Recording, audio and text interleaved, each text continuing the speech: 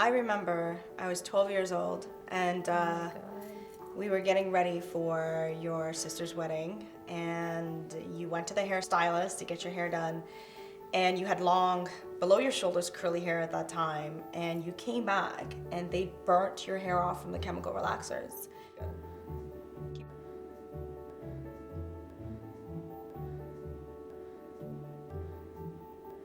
When I was growing up, all the beautiful actresses, they had long, straight hair. And I wanted to be beautiful like them because it was beautiful back then. For the longest while, I thought I had to make sure that my hair is the right way, how it should be. I had a lot of hair, and my mom did not know what to do with my hair.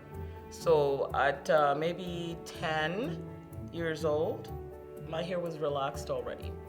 Yeah, and from then on, for the rest of my life, until Whitney encouraged me to go natural. My mom, she herself felt that my hair was too thick because I was very sensitive and I never wanted to comb. So she said, okay, the best way to solve this problem is to relax your hair. Then she relaxed my hair and it all fall off. But I grew up and I did the same thing to my hair. You know, I remember on Saturdays, like I would wash my hair and beg you to straighten my hair. And that was a chore. It's at least once a week. We'd put my hair in rollers, blow dry it out, sometimes iron it out to get it pin straight.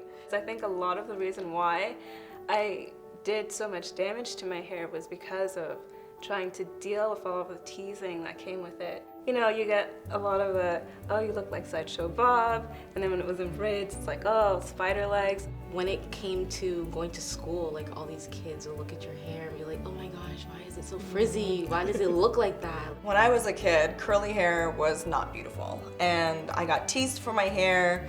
You know, I got called every name under the book: Sideshow Bob, Chia Pet, Curly Sue, you name it. It's hard because at home you have your mom saying one thing, and then at school you have somebody saying something else. And then when you think about, like, it's your mom, of course she's saying these things. Like, you have to love me no matter what. You think everything I do is great.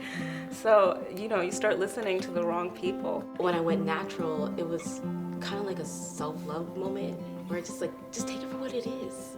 You have the curly hair, it's on your head. It grows out of your head, so just embrace it.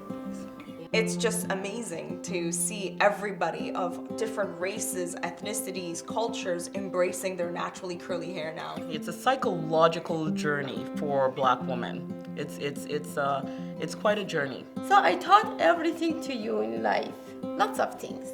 But this one, you taught me, oh my God. I taught you. I love it.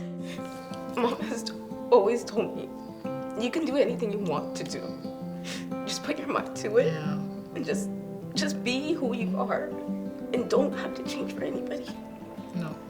Just be who you are, love yourself.